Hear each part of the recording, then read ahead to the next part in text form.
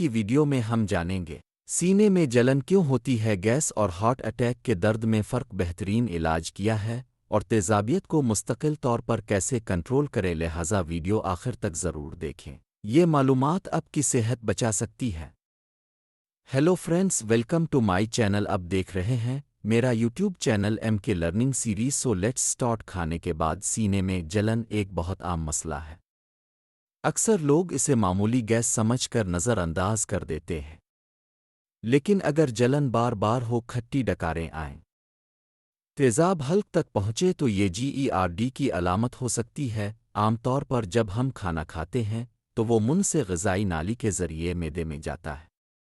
معدہ کھانے کو ہضم کرنے کے لیے تیزاب بناتا ہے۔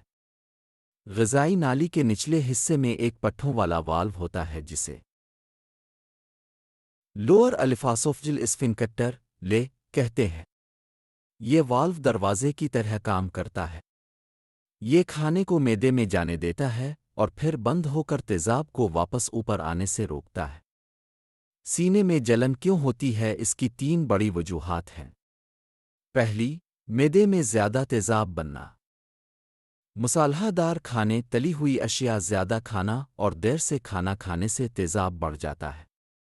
دوسری، گیس بننا۔ جب معدے میں گیس زیادہ ہو جائے تو دباؤ بڑھتا ہے اور تیزاب اوپر کی طرف دھکیلا جاتا ہے۔ تیسری، LES والو کی کمزوری۔ یہ مسئلہ موٹاپے، سگریٹ نوشی، حمل اور ہاٹل ہرنیا میں زیادہ دیکھا جاتا ہے۔ عام علامات، مریض عام طور پر سینے میں جلن کی شکایت کرتے ہیں، خاص طور پر کھانے کے بعد۔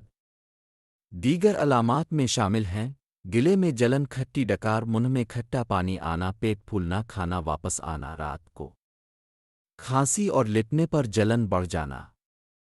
اکثر جلن کھانے کے بعد لیٹنے پر زیادہ ہوتی ہے کیونکہ کشش ثقل تیزاب کو نیچے رکھنے میں مدد نہیں کر پاتی۔ گیس کا درد اور ہارٹ اٹیک میں فرق، یہ حصہ بہت اہم ہے۔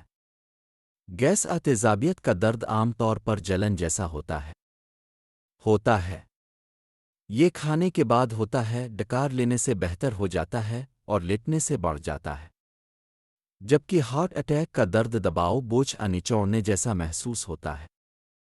اس کے ساتھ پسینہ آ سکتا ہے، سانس پھول سکتی ہے اور درد بازو جبڑے تک جا سکتا ہے۔ شدید سینے کا درد ہنگامی حالت ہو سکتا ہے، فوری ڈاکٹر سے رجوع کریں۔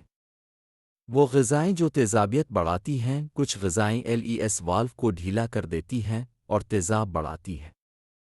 ان میں شامل ہیں مصالحہ دار کھانا، تلی ہوئی اشیاء، چائے، کافی، کولڈ ڈرنکس، چاکلیٹ، ترش پھل اور دیر سے کیا گیا بھاری کھانا۔ رات کو تیزابیت کیوں ہوتی ہے؟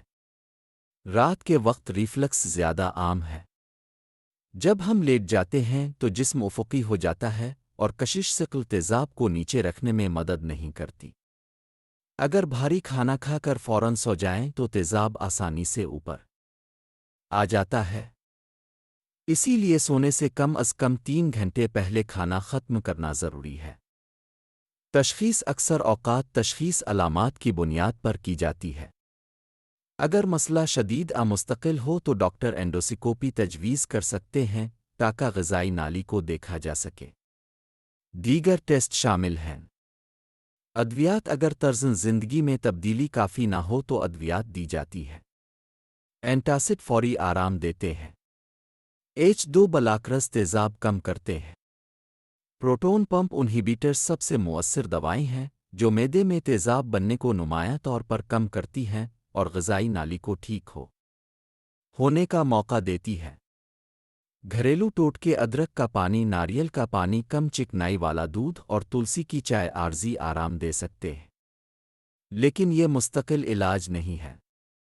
پیچیدگیاں، اگر GERD کو نظر انداز کیا جائے تو پیچیدگی ہو سکتی ہے۔